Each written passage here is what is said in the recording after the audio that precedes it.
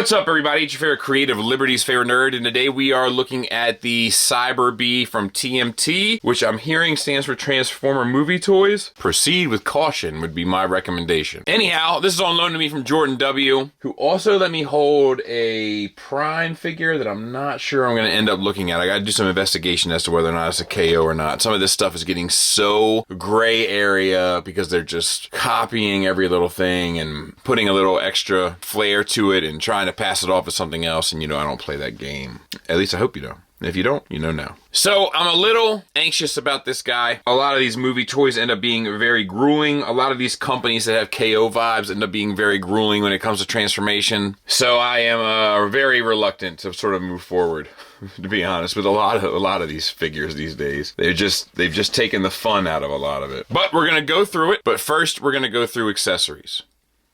He comes with this sledgehammer. It's decoed nicely, very similar to the rest of the piece, which we'll talk about when we get more into the figure. But the metallic silvers and then the yellow with the wash on top. And that will tab into his hand in typical Masterpiece style and curl the fingers around it. In vehicle mode, the axe can store underneath the pelvis like that by bending the handle of the axe. I'm not doing that. This thing is enough trouble as it is, but that's where it can store. He also comes with this blaster, once again, kind of detailed the same way. It has a light up feature. We'll talk about it when we get to gimmicks. But it's actually a little frustrating to get on his hands. Let me show you that. So straighten the fingers. Get the thumb just kind of out of dodge. This one here has to go into the palm, and then this one goes onto the top of the forearm. But it's just, no, this, I'm sorry, reverse. There.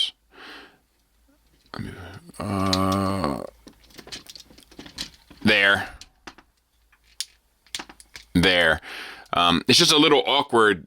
This is screwed together, these two pieces. It's because of the kind of gimmick of it. But I wonder if it would have been more effective to just had them split and combine, if it would have been more user-friendly. But I get it. I do understand the decision there. This can also tab in to the top of vehicle mode.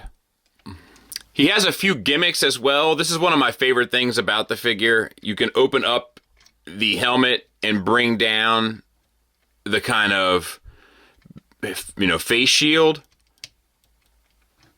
And then bring the helmet back down. Why is that?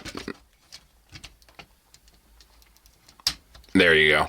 And like, I don't know. To me, that's much more effective and fun and more of a playability thing than having to kind of swap out faces and stuff that we kind of often see other companies do. So I dig that quite a bit. There's also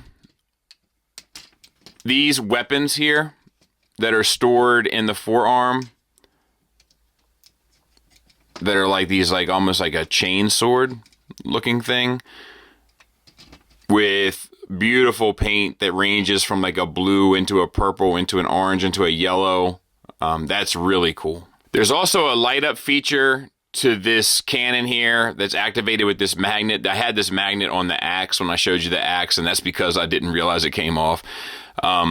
But I'm guessing this is so that you can have both weapons in his hands at the same time and utilize the on-off. It doesn't have the batteries in it, but you get the idea. And this lights up with a magnet the same way. This bit here, like a headlight for the vehicle mode. And we'll get in tight on the head sculpt for Dennis, and I think they did a great job. The blue is painted beautifully. The sculpt looks accurate. Silvers, etc. We have a light wash around the edges of the yellow, gives it that kind of lived-in look. The ears articulate back and forth. The head is on a ball peg. You don't really get anything up. You get a little bit down. You get a very tight swivel that's almost not worth messing with, but it works. Moving back out a bit. Shoulders, ratcheted, universal. Out to 90 degrees, around until you hit up with the stuff on the back. Elbow, bicep swivel, there it is. I knew there was one there. And then you have a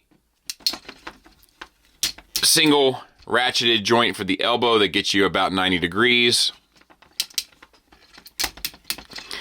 You have a wrist on a ball peg, which will get you a little in out, a little up down, and your swivel.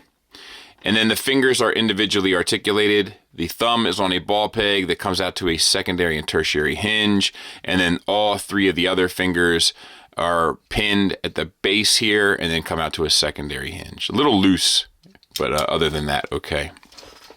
Deco-wise, we have the silver with the wash, and then we have the yellow that has like some of the dirt effects on it, but it's supposed to, I guess, be dry brushing. It looks like the brush just and put it in the box, so a little sloppy there, in my opinion. All right, torso-wise, deco, same sort of business here, to include the kind of sloppy weathering. No waist swivel, which to me is just not acceptable. You can get an ab crunch-ish, but the joint is right there. I don't know if I'm going to push. Let me see if I can wedge. No, it will pop out. You'll see. But I don't even know if I really consider it an ab crunch. Like, I don't think it's intended to be an ab crunch, honestly. I think that people are, you know, kind of getting the best out of it, which is perfectly fine. But I don't think that that was its intention.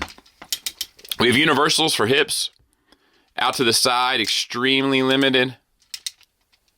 To there, forward and back, no problem.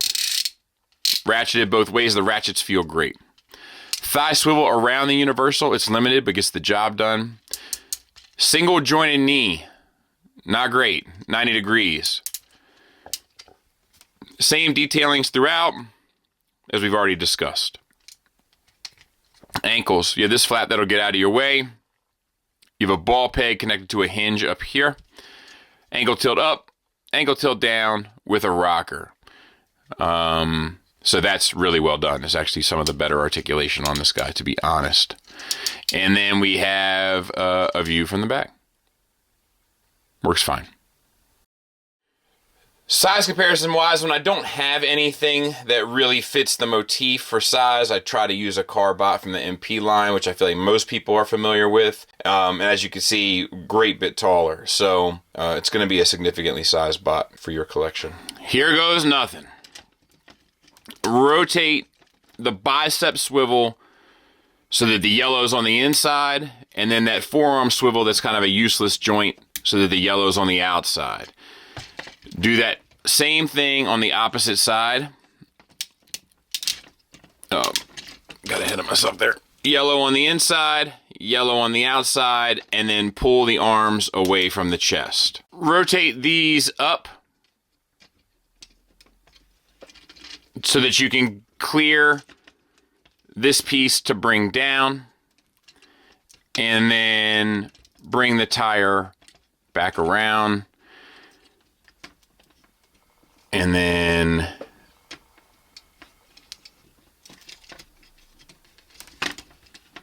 actually, you know what? If we leave the tire out,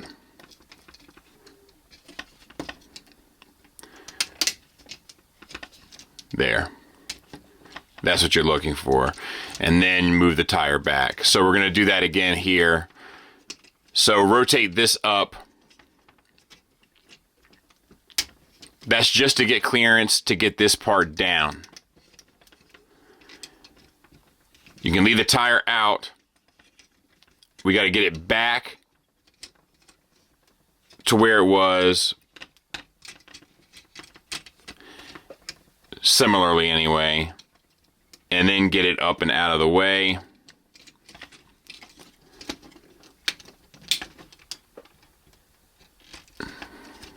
And then you can rotate the tire back. Break the connection at the waist. I'm having a really hard time with it, so I'm going to do that off camera. Untab these side flank pieces. And that's only to disconnect this backpack and then fold all that out. Rotate your ears down in your head in so that it fills out the front of the car. And open up the side pieces here and open up that piece so that you can get the side pieces to tab in to the side of the front silver piece that was hidden under the front yellow piece.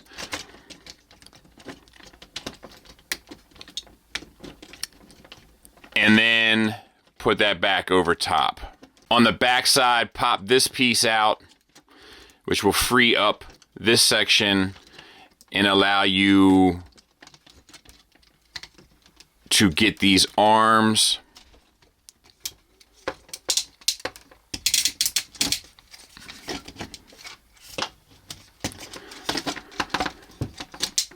through. I really don't know why I do this, man. There. Make sure that you have them oriented properly. That'll help.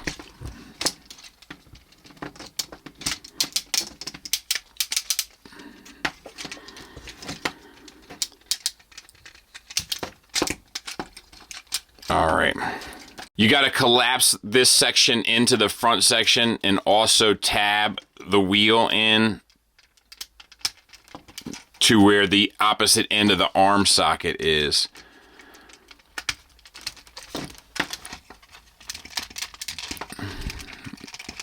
So you're looking for something similar to this. I don't have it quite right, but I'm going to play with it and get it a little tighter, so to speak. Open this piece up here.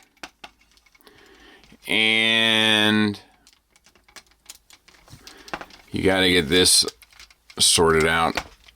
There. It's like up and then to the right. And then lift all this up. Spin that around. Flip this piece down. And that sits over top. Then you want to flip this piece out and rotate it up and back over. Open up the wheel and open up this panel.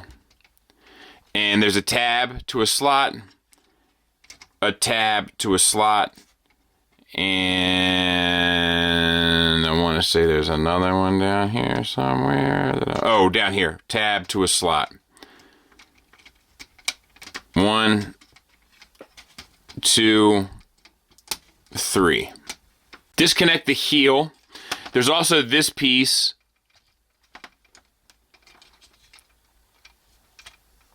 here. I know that has to move. Or maybe no, it's here. And disconnect that as well. And then tuck this metal square in. And then tuck this part of the heel around it. And then this tab goes into the side of the foot. Make sure that this piece is tabbed into the side. And then we're going to rotate this foot up and in, and we're looking to get that slot filled by that tab. And there is not a lot of room to do it. So I'm going to take a little stab at it, so to speak, and then I'm going to move on if I can't get it. There, I got it. I made it look easy, but it's a little bit of a nuanced thing to do. And then lastly, bring this piece up and over. And this peg has to actually go inside of that hole there, so to speak.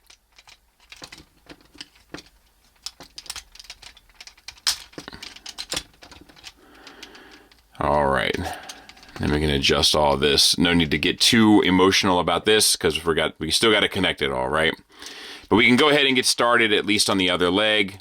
So we're going to open up this.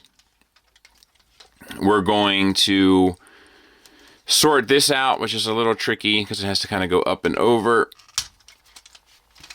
And then we're going to free up. Oh, actually, let's just go slow. So move this piece around to the opposite side, and then this comes up and over, and you can just get that out of the way for now. This panel has to come out, spin around to the opposite side,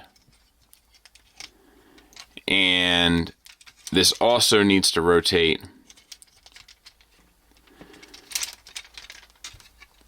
We have tab, slot, slot, slot, tab, tab. Make it happen, Captain.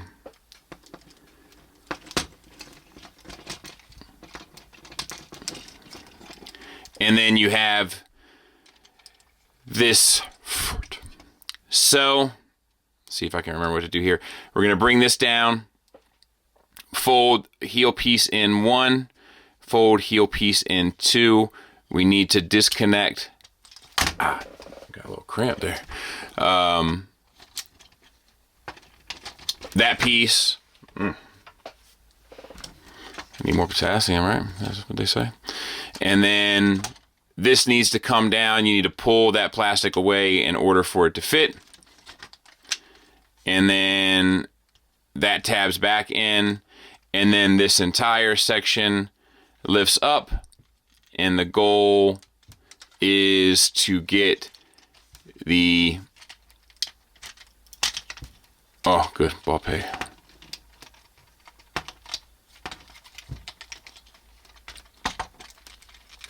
Slot. Where is it? There. Into that tab.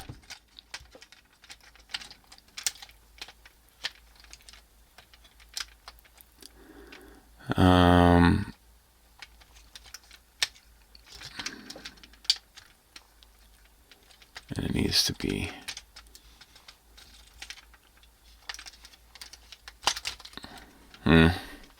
So I'm having more trouble with this one. I'll sort that, we'll get back at it. And then we just need to swing this piece around and tab it in to the back of the knee.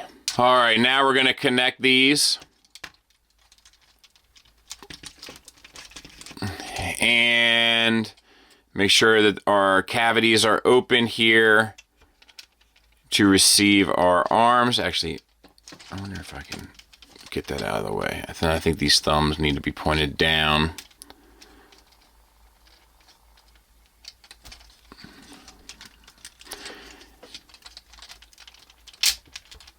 Right? Let's bring this so we can kind of get some leverage. Why am I not getting that?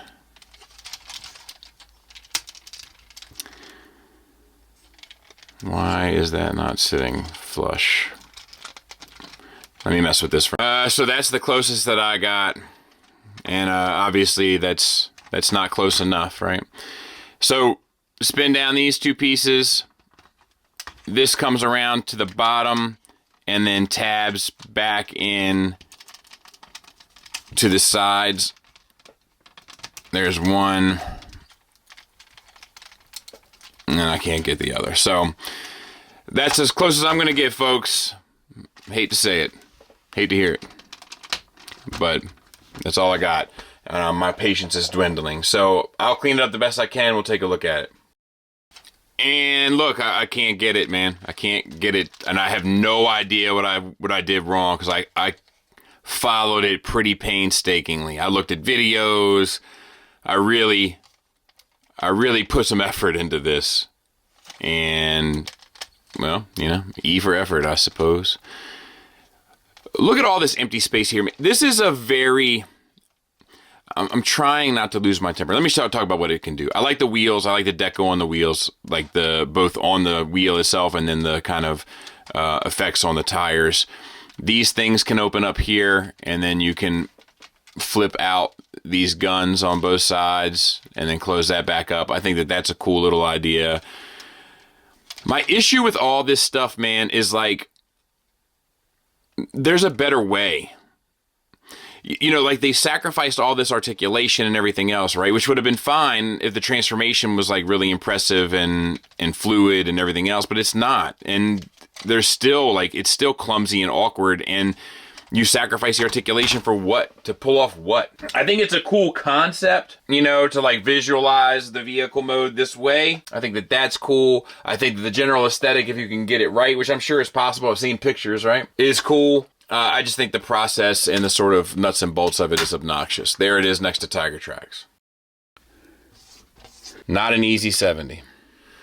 Final thoughts wise, we'll start with the negatives. There's a lot to talk about. Articulation is limited. No waist swivel. Limited elbows at 90 degrees. Limited knees at 90 degrees. Limited head movement up and down. Not really acceptable in my opinion. Speaking of the head, so to speak, it's the beginning of our tolerance issues. That joint's too tight. There's a few others that are too tight. There's some that are too loose, like the fingers are too loose. Tolerance is where like the weapons fit into the hands. Even the battle axe there, if you go to like manipulate the joint, it'll pop the axe right out of his hand. Attaching the gun, just stuff like that, little fit and finish stuff. The weathering is sloppy. It's more effective on the weapons and battle mask and helmet, less effective on the bulk of the figure, which is unfortunately what you see the most of. And the elephant in the room, right? The transformation sequence. This thing makes a lot of sacrifices. It makes sacrifices with paint. It makes sacrifices with articulation. And for what? One would usually consider for a very in-sync, fluid, well-approached transformation sequence. And this is not that. A lot of this feels like it's trying to show off. Look what I can do. But you're not doing it well. So who cares? These companies is just getting more and more obnoxious. Like they think they have the chops. You don't. You made a really sophisticated, complex transformation to get a really basic vehicle mode and a really average robot mode. Congratulations. The one thing that could have saved this would have been a fluid, fun transformation sequence, but you threw that by the wayside in order to get a robot with average and arguably antiquated articulation in a vehicle mode that's fine. Stupid. And we're seeing more and more of it. I'm getting ready to draw the line on some of this stuff because I'm tired of wasting my time looking at stuff that sucks. Let's move on.